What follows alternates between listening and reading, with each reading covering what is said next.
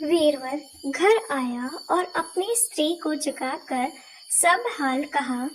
स्त्री ने बेटे को जगाया, बेटी भी जाग पड़ी। जब बालक ने बात सुनी तो वह खुश होकर बोला, आप मेरा शीश काट कर जरूर चढ़ा दें। एक तो आपकी आज्ञा, दूसरे स्वामी का काम, तीसरी यह देह देवता पर चढ़े, इससे बढ़कर बात और क्या होगी। आप जल्दी करें। वीरवर ने अपनी स्त्री से कहा, अब तुम बताओ। स्त्री बोली, स्त्री का धर्म पति की सेवा करने में है। निदान चारों जने देवी के मंदिर में पहुंचे।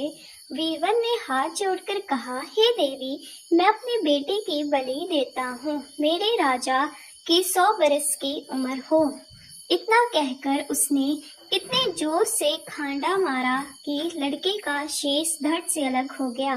भाई का यह हाल देख कर बहन ने भी खांडे से अपना सिर अलग कर डाला। बेटा बेटी चले गए तो दुखी माँ बाप ने भी उन्हीं का रास्ता पकड़ा और अपनी गर्दन काट दी। वीरवर ने सोचा कि घर में कोई नहीं रहा तो मैं ही जीकर क्या करूँगा। उसने भी अपना सिर काट डाला। राजा को जब यह मालूम हुआ तो वह वहां आया। उसे बड़ा दुख हुआ कि उसके लिए 4 प्राणियों की जान चली गई। वह सोचने लगा कि ऐसा राज करने से धिक्कार है। यह सोच उसने तलवार उठा ली और जैसे अपना सिर काटने को हुआ कि देवी ने प्रकट होकर उसका हाथ पकड़ लिया। बोली, राजन, मैं तेरे साहस से प्रसन्न हूँ, तू जो वर मांगेगा सो दूंगी।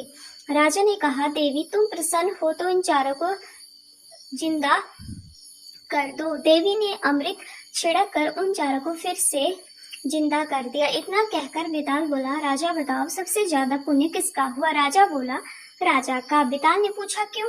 राजा ने कहा, इसलिए कि स्वामी के लिए चाकर का प्राण देना धर्म है, लेकिन चाकर के लिए राजा का राजपाट को छोड़ जान को तिनके के समान समझकर देने को तैयार हो जाना बहुत बड़ी बात है।